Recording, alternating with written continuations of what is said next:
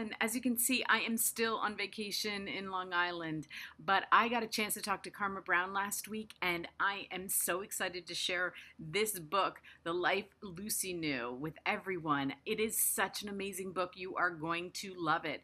And she is such an incredible sweetheart. I can't wait for you to hear her interview. So everyone, here is Karma. Hi, everyone. I am so excited because I'm speaking with author Karma Brown, and we are talking about her brand new book called The Life Lucy Knew. And this came out in June, and you guys are all looking at it. And I am so excited to talk to you, Karma. Thank you so much. Oh, I'm so happy to talk with you. Thank you. I love this book so much. I did not. I had to move on yesterday, and I was upset. I was like, no, I want to stay with this book. I don't want to put it down. It's so good. I love Lucy so much. And before we get into anything else, I'd like you to just tell everybody like what your little short blurb on what this book is about.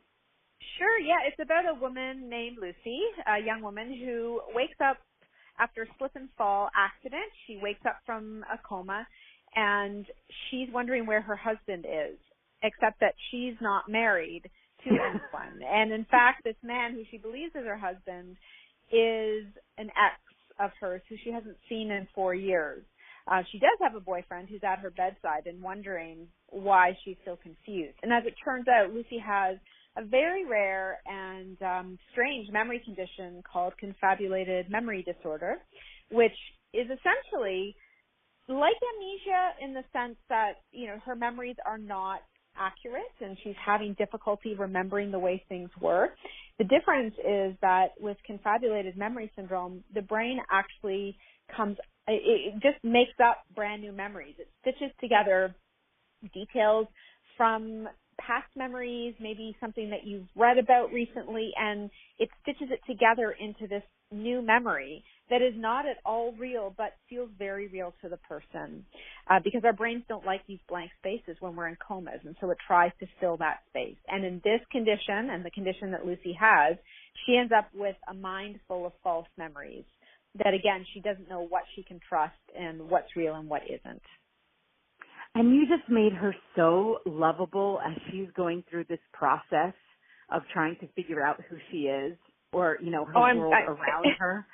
And I'm glad to hear that because it can be tricky, right? I mean, I think that she makes some decisions that she's in a complicated situation where she has a bit of a love triangle situation happening, and it's complex, and the decisions that she's making, people may not always agree with, and she's not perfect.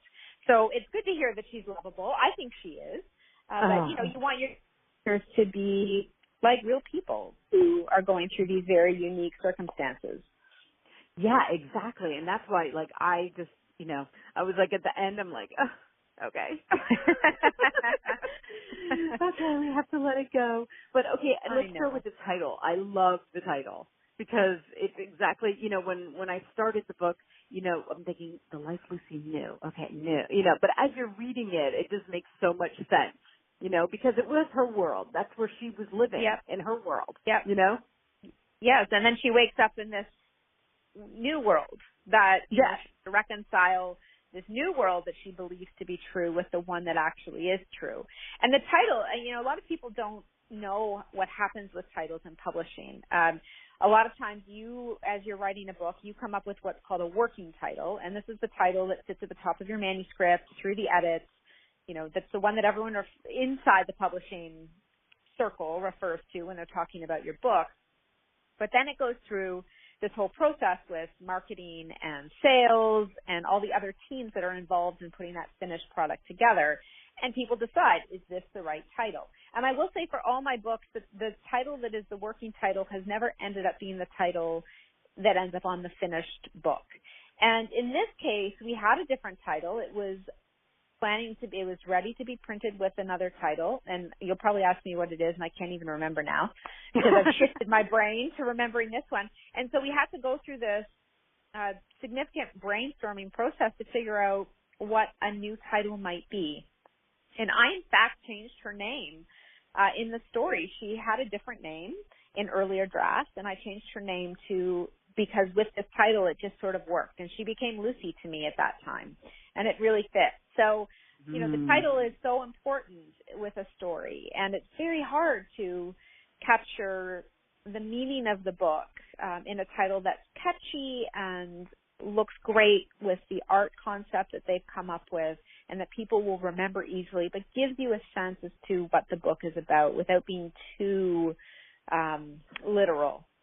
Right. So it's tricky. Right. Titles are hard. Yeah. It is tricky. And I do think less words are better. I'm always on a less words on a title because I don't know, just because my brain likes less words. Yeah. You know? I'm with you. Like I say 3 or 4 is about where you want to end up. And some titles are very long and sometimes that works, but you end up saying, okay, it's something like, you know, I can't remember exactly what the title is. Right. Yeah.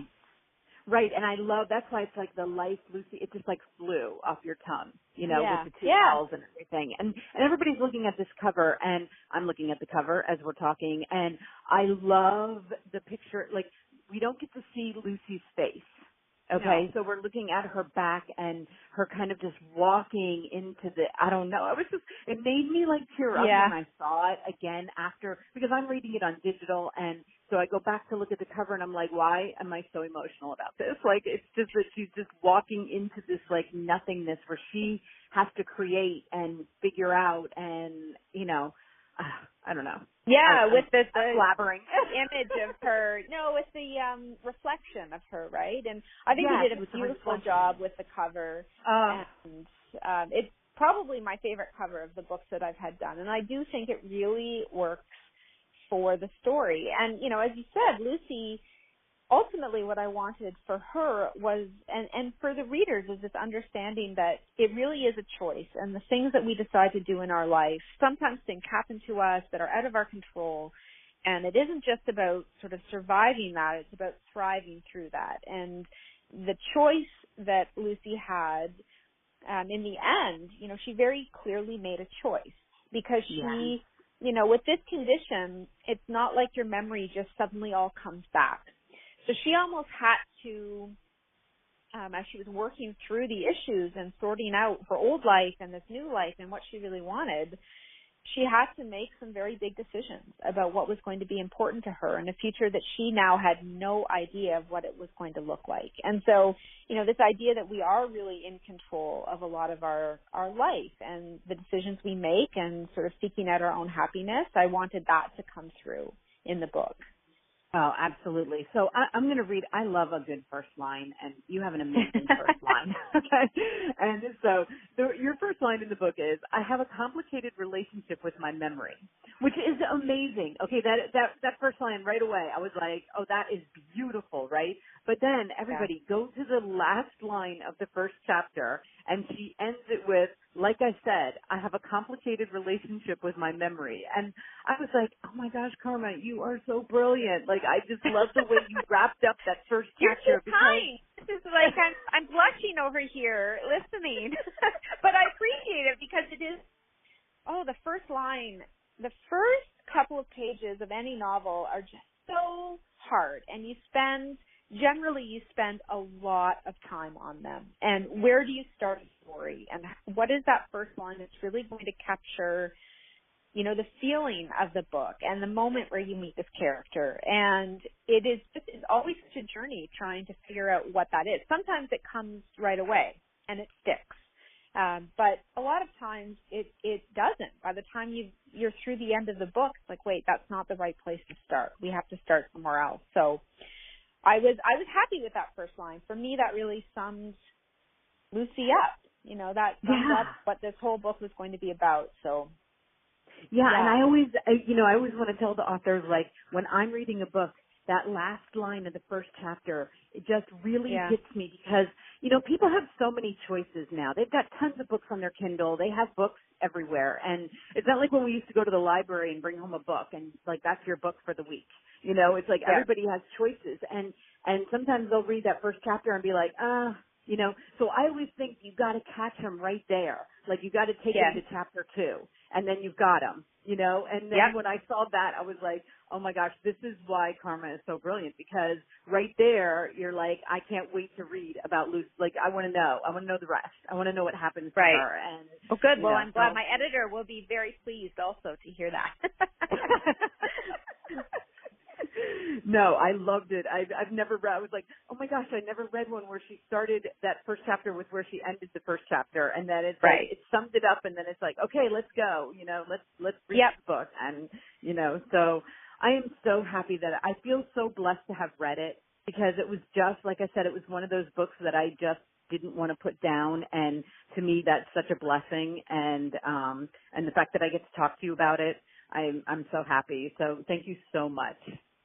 Well, thank you. It was great And I chatting. want to tell everybody, Carmen is going to be giving away a copy of this book on my Instagram. So go to my Instagram. I will have the link listed below. I will also have all of Carmen's links where you can find her. I will have those listed below. And anyway, I can't wait. Before I let you go, what's next? So we know. Well, I'm working excited. on.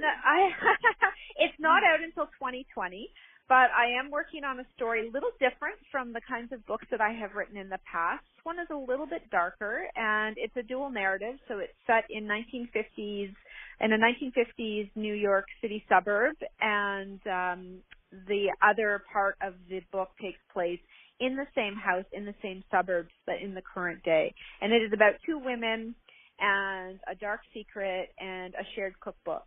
And I'm really excited about it. As I said, it's different from what I've done, but it was a joy to write and work on. So that one's out in 2020, spring 2020. Okay, well, you know where to find me, because I want to be an early reader. Yes, absolutely. You got it. And then we can talk again. So, well, you and have then a we great can talk day. again.